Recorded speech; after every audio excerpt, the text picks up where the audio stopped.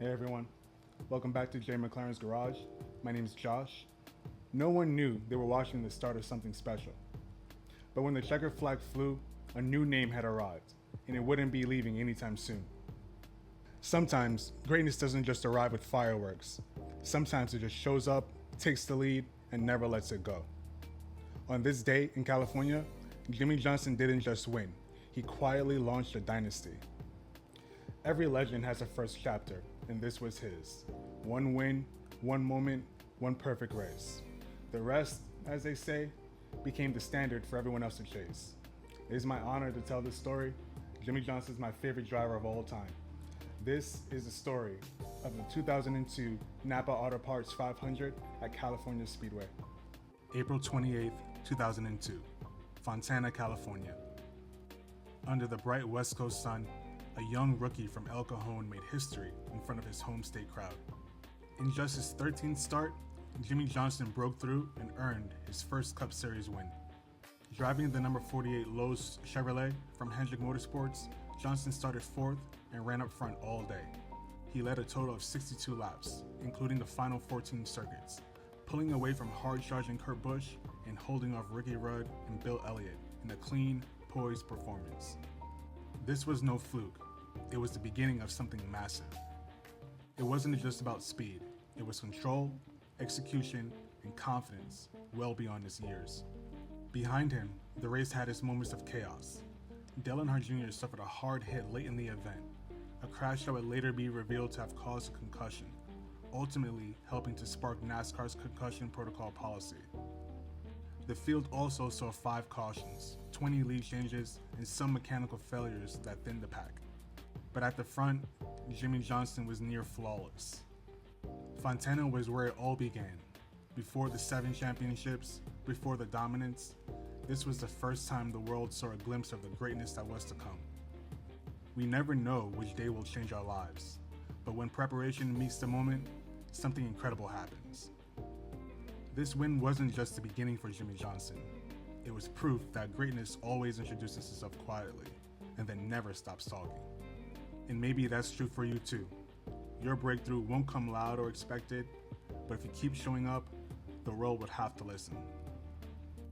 I didn't become a Jimmie Johnson fan until after 2010. I wasn't really big on people that win all the time when I was growing up. But after he won his 5th in a row, Jimmie Johnson is the definition of undeniable. It was very hard for me to deny how great of a driver he was at that point. And at that point, I just wanted to see some cool history. And Jimmie Johnson was making it every single year. So a lot of these races around this time and between 2002 and 2013, I didn't get to really watch them growing up. So being able to watch them back now has been a real privilege, and I really appreciate that moment and the opportunity. I really started liking Jimmie Johnson after 2016. But then, after that, it wasn't very fun, especially between 2019 and 2022 and the last couple of years. But in any event, his greatness is undeniable, and it's been a privilege to watch these videos again, watch him win again, and to witness it all over again. As you can see, this car is beautiful. I love the Lowe's blue that they got going on, and the silver is really cool. It's not quite a pearlized silver, but there's definitely a little bit of a glitter effect going on in the silver, so it's amazing. All right, let's take a closer look at the nose. Very dirty. Fontana was pretty notorious for being pretty dirty and a lot of sand and dust kicked up everywhere. You see down the left side, tons of dirt and grime and buildup and all kinds of stuff on the left front. But going down the left side, you see that beautiful blue and that silver. Down the back, you see a little bit of that glitter effect on the silver and that blue, and a little bit of build up and dirt on that left side rookie stripe. And down the right side, you see that beautiful tire mark. Jeff Gordon came up to him as he was coming up to the front stretch and gave him a nice little donut. That was really beautiful to see. This car was raced and released in 2002 by Action Racing Collectibles. This is an elite and a standard finish. The production quantity on this car is 1,008. And the DIN on this car is 941, and I bought this car from eBay.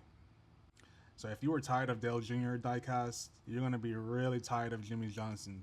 My goal is to get every single Jimmie Johnson. I think I'm missing about 5 of them. So those are clearly my favorite pieces that I have. None of my Jimmie Johnson cars are available and will ever be available for sale. Thank you guys for all your support. I really appreciate everything you guys do for my channel. Have a beautiful day.